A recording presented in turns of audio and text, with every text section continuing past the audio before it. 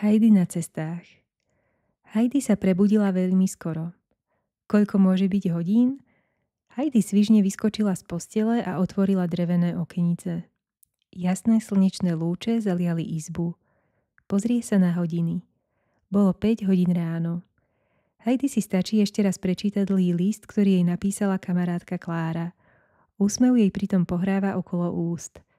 Klára píše o všelijakých veselých príhodách z Frankfurtu, ale potom príde to hlavné. Pozvanie na prázdninovú cestu, ktorá by viedla viacerými krajinami. Heidi má naozajstnú cestovnú horúčku. Teší sa hlavne preto, lebo ešte nikdy necestovala vlakom. Z Dörfli do Frankfurtu chodí poštový dostavník, ale teraz povedie cesta ďalej ako do Frankfurtu. Heidi sa umýva a potichu si pospevuje, aby nezobudila starého otca. Keď o chvíľu vošla do izby Brigita, bola už Heidi vychystaná na cestu, dokonca i klobúk už mala na hlave.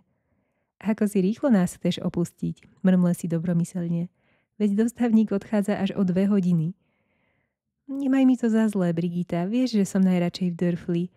Ale cháp ma, som veľmi vzrušená. Ešte nikdy v živote som nebola na takej dlhej ceste a ešte k tomu vlakom. Pravda, že ťa chápem, ale teraz sa poď naraňajkovať. V kuchyni už čakala veľká bábovka a chrumkavé rožky. Jaj, Brigita, ty si ale zlatá. Môžem z tých dobrôd zobrať niečo aj Kláre? Pravda, že už som ti niečo aj zabalila. Brigita má pravdu, hundral starý otec, ktorý vošiel práve do kuchyne. Máš pred sebou dlhú cestu. Uvidíš veľa nového. Ale s prázdnym žalúdkom ťa nepustím z domu.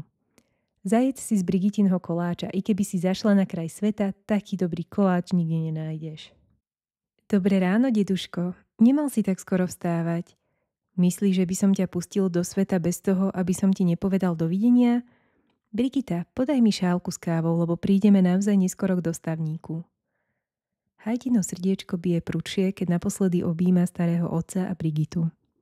Starý otec však rázne postrčil Heidi na sedadlo, pohonič zapráskal bičom a kone sa pohli.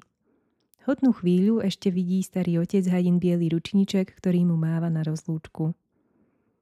Po dlhej ceste sa konečne objavili prvé frankfurtské domy. Heidi sa vyklonila z okienka, aby lepšie videla. Hneď zbadala vzrušenú Kláru, ktorá jej ide v ústrety. Aj stará mama ze Semanová už čaká Heidi. Majú si toho toľko povedať. Nie si veľmi unavená, Heidi? Pýta sa Klára. Nie, už sa teším na našu veľkú cestu. Vieš, že pocestujeme vlakom? Áno, ale ešte neviem presne kam. Najprv pôjdeme do Francúzska, precestujeme ho celé a prídeme do Talianska. Možno pôjdeme ešte ďalej, do Grécka, Egypta. Večer rýchlo ubehol. Obe dievčatká si líčia cestu v tých najživších farbách. Že sú stará mama vo Francúzsku a Taliansku ešte zbojníci. Nemusíte sa ničoho báť. Zoberiem so sebou len toľko peňazí, koľko budeme potrebovať. Schovám si ich tak dobre, že ich nik tak ľahko nenájde.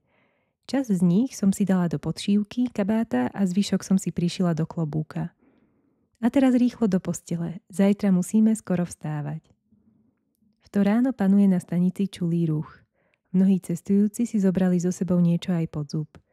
Niektoré vlaky majú aj jedálny vozeň, kde sa možno najesť, hovorí stará mama.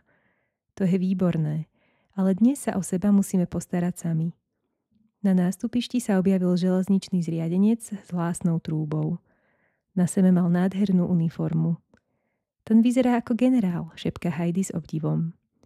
Cestujúci do Mannheimu, Ludwigshafenu, Kaiserslauternu, Saarbrückenu, Forbachu a Med, prosím nastupovať. Heidi poznamenala. Je to tu skoro také ako v dostavníku.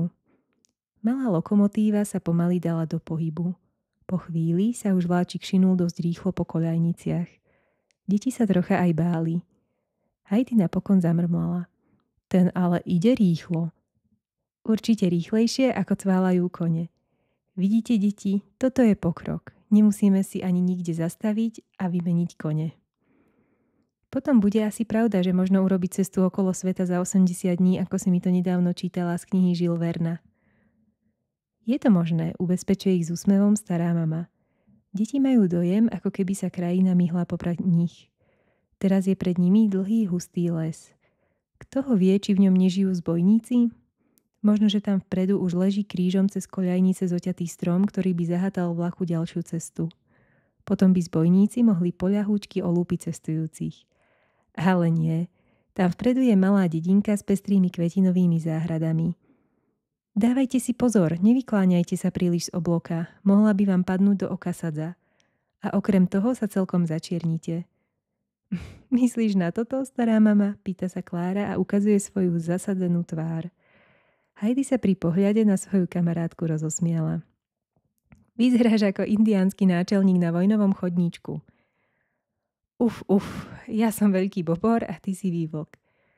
Vonku sa objavil muž, ktorému spod vysokej čiapky žiarila tvár, čierna ako žúžoľ. Neboj sa, Heidi, to je len sprievodca. Chce sa pozrieť, či máme cestovné lístky. Tak je, smeje sa muž pri obloku. Ešte veľa ľudí cestuje vo vlaku bez lístka a to je zakázané. Vaša obchôdzka je dosť nebezpečná. Ako sa dostanete z jedného vozňa do druhého za takej rýchlej jazdy? Na všetko si človek zvykne. Iste by bolo príjemnejšie, keby boli jednotlivé vozne pospájané chodbou.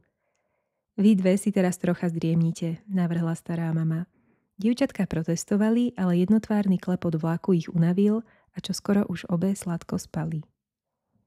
Keď sa konečne zobudili, mali už čas len na to, aby sa trocha dali do poriadku, prv než vystúpia v Ludwigshafene. V Ludwigshafene si chcú deti pozrieť Rín a prístav. Stará mama ich však zaviedla do múzea a potom do továrne, kde sa vyrábajú mechanické hračky. Tom prišlo Kláre čosi na Každý večer si zapíšeme, čo sme videli. Neskôr sa potom na všetko ľahšie rozpamätáme. To je dobrý nápad, chváli ju stará mama. Stará mama ešte popoludní čo to nakúpi. Vrátila sa s veľkým balíkom. Čo je v ňom? Spýtujú sa zvedavo dievčatká. Hádajte, smeje sa stará mama. Pred nimi sa objavila čierna kožená skrinka, lupe podobné oko. Veď to je fotoaparát, jasala Klára. Ako sa s ním dajú robiť obrázky? To sa rýchlo naučíme, skúsime to. Niekedy vyzerá obrázok úplne inak, ako si ho predstavovali. Nič si z toho však nerobia. Značením stláčajú spúšť a s napätím čakajú, ako bude vyzerať hotový obrázok. Obrázky sú stále lepšie a lepšie. V Štrásburgu sa Heidi podarilo odfotografovať dokonca bociana v hniezde. Klára si hľadá modely medzi ľuďmi.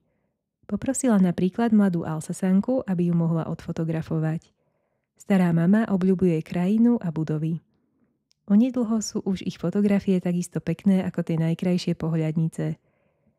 Dnes vezie dostavník naše 3 cestujúce do Tintagelu. Koč sa zrazu nahol na bok. Ozval sa rachot a potom mnohohlasné výkriky cestujúcich. Čo sa stalo? Preľaknutie je našťastie oveľa väčšie ako samotná nehoda. Zlomila sa os. Treba ju opraviť. Stará mama si rýchlo odfotografuje nešťastný koč. Okolo neho sa postavia cestujúci, ba i pohonič.